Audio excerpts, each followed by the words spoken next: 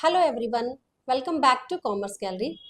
तो जैसे कि आप सबको पता है कि हमने अभी मैक्रो इकोनॉमिक्स की बुक को स्टार्ट किया हुआ है। तो मैक्रो इकोनॉमिक्स में चैप्टर नंबर सेकंड का सेकंड पार्ट लेके आई हूँ आज आप लोगों के लिए, जिसमें हम लोग डिस्कस करने वाले हैं कंजम्पशन एंड कैपिटल गुड्स के बारे में। तो चलिए सबसे पहले डिस्कस करते हैं कंजम्पशन एंड कैपिटल गुड्स के बारे में। कंजम्पशन कैपिटल गुड्स का टॉपिक तो हम लोग करेंगे ही करेंगे। एक टॉपिक और कंप्लीट करेंगे आज हम लोग स्टॉक एंड फ्लो का, जो कि इक्वली इंपॉर्टेंट है आपके बोर्ड एग्जाम के पॉइंट ऑफ व्यू से। तो चलिए विदाउट एनी डिले आज हम इसे स्टार्ट करते हैं। तो सबसे पहले बात करते हैं कंजम्पशन गुड्स की। कंजम्पशन गुड्स क्या होती है? कंजम्पशन गुड्स को पहली चीज हम लोग कंज्यूमर गुड्स भी बोलते हैं। अब consumer goods used by consumer है। हम लोग अपनी डायरेक्ट सेटिस्फेक्शन ऑफ वांट्स के लिए जिन चीजों को कंज्यूम करते हैं उसी को आप बोलते हैं कंज्यूमर गुड्स या फिर कंजम्पशन गुड्स। कंज्यूमर गुड्स के ऊपर किया गया खर्चा कंजम्पशन एक्सपेंडिचर कहलाता है। इसके कुछ टाइप्स हैं, देखिए कौन कौन से हैं। सबसे पहली बेसिकली क्या है कि एक कस्टमर एज अ कस्टमर हम लोग अपनी लाइफ में कौन कौन से गुड्स यूज करते हैं। तो देखेंगे आप लोग ये डेली जो हम लोग आइटम यूज करते हैं उसी के आसपास घूमता है ये टॉपिक। सबसे पहली कैटेगरी है ड्यूरेबल गुड्स की, ड्यूरेबल गुड्स। सेकेंड कैटेगरी है सेमी ड्यूरेबल गुड्स, थर्ड है नॉन ड्यूरेबल गुड्स, लास्ट है सर्विसेज। सबसे पहले ड्यूरेबल गुड्स वो गुड्स होती हैं जो एक साल से ज्यादा समय के लिए चलती हैं, जैसे कि जो जिनकी लाइफ बहुत लॉन्ग होती है, काफी लंबे समय के लिए चलती है। जैसे कि आपके घर का टीवी हुआ, कार हुआ, ये सब चीजें क्या कहलाएंगी? Durable consumer goods. नेक्स्ट आती है semi durable goods. Semi durable goods में वो गुड्स आती हैं जो कम से कम अप टू 1 ईयर, 0 से लेके 1 ईयर तक जो चलती है, जैसे कि आपके क्लोथ्स, जैसे कि क्रॉकरी, शूज, अप टू जो 1 ईयर चलते हैं, ये कहलाएंगे सेमी ड्यूरेबल गुड्स। देन आती है कैटेगरी नॉन ड्यूरेबल गुड्स की। नॉन ड्यूरेबल गुड्स को आप लोग सिंगल यूज गुड्स भी बोलते हैं। सिंगल यूज गुड्स कैसी? जैसे कि मिल्क, ब्रेड एक्सेट्रा, तो ये सब कहलाती हैं आपकी नॉन ड्यूरेबल गुड्स। इसके अलावा एज अ कंज्यूमर आप और क्या यूज करते हैं? हम लोग सर्विसेज यूज करते हैं।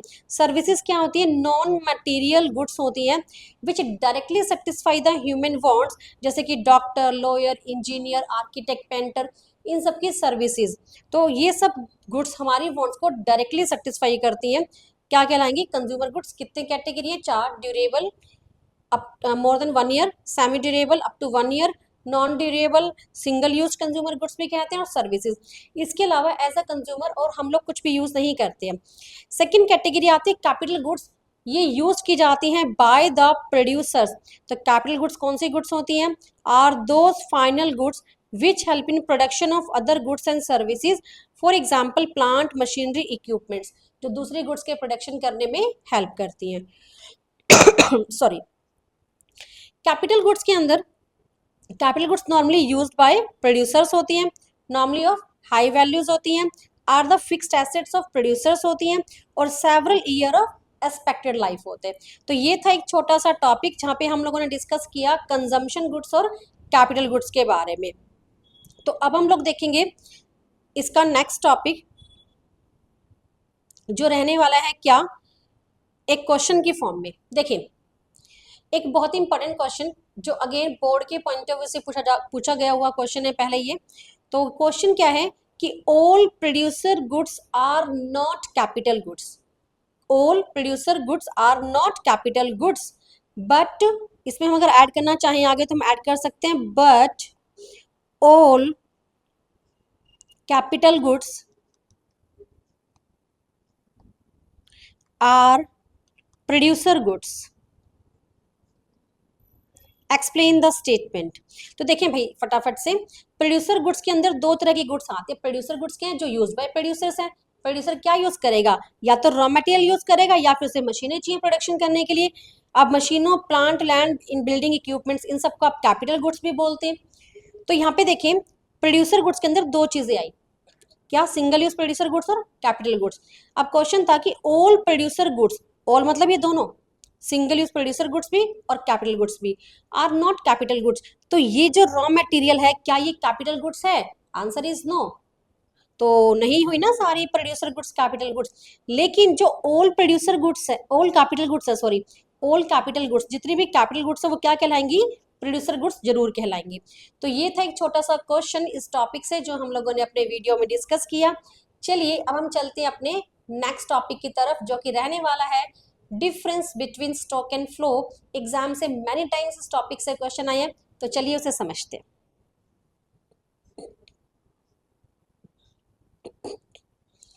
हाँ जी, तो थर्ड टॉपिक जो इस चैप्टर का रहने वाला है, अभी तक आप लोगों को मैंने फाइनल गुड्स और इंटरमीडिएट गुड्स करवाया, कंजम्पशन और कैपिटल गुड्स करवाया। अब हम करेंगे स्टॉक एंड फ्लो के बीच का डिफरेंस।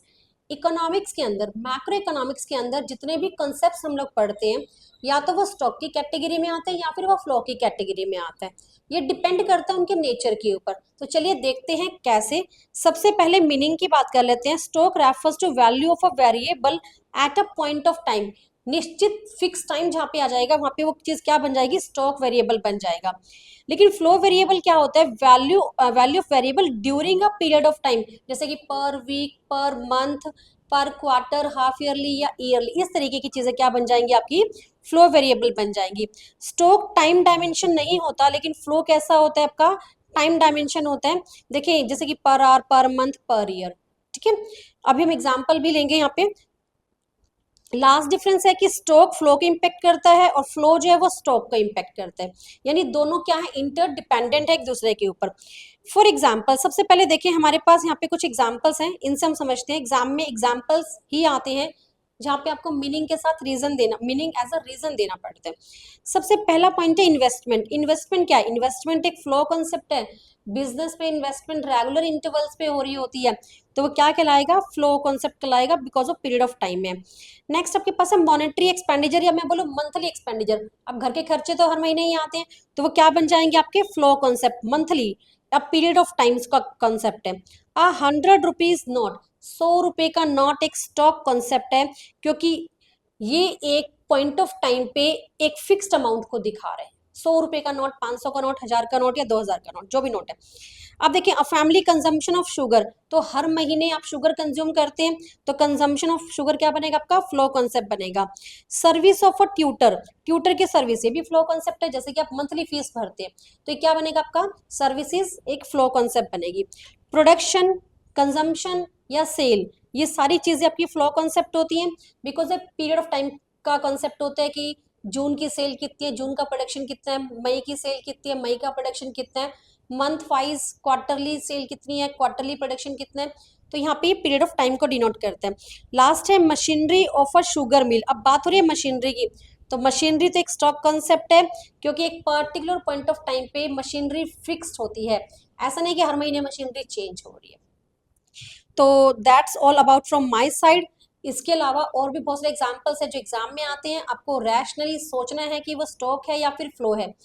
अगर वो एक पॉइंट ऑफ टाइम को डिनोट कर रहे हैं तो वो स्टॉक है, अगर वो एक पीरियड ऑफ टाइम को डिनोट कर रहे हैं तो फिर वो फ्लो है।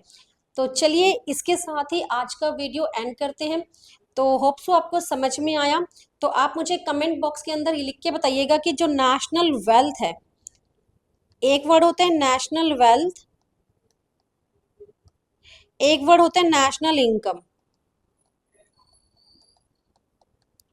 दोनों में से कौन सा फ्लो है और कौन सा स्टॉक है।